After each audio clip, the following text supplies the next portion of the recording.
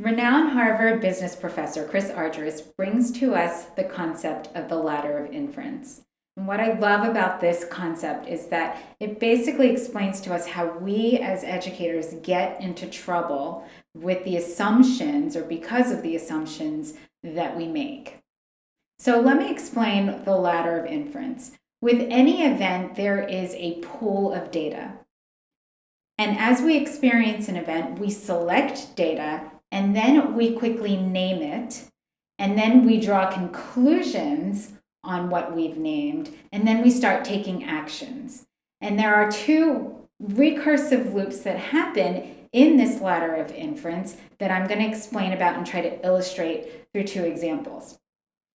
So the first is very quickly, we jump up this ladder of inference because it is what we need to do as human beings, and we do it very quickly. So for example, if you are walking at night and you see an unleashed dog or some sort of animal with their teeth showing and they're looking down, you just know very quickly, you immediately name it, draw conclusions, unsafe, let's not walk this direction, and you'll walk a different direction. So we need to do this as human beings to function in our society and to be able to live.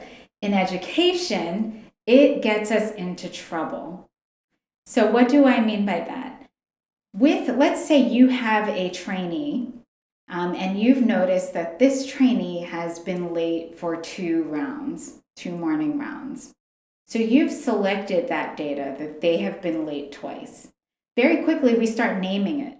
This trainee is irresponsible. And after we name it, we start drawing conclusions. So this trainee is not going to be a competent provider because he or she is irresponsible. The problem is, as soon as we make those conclusions, we start taking actions. And so this is the first recursive loop. The actions that we take them because it allows us to get more data.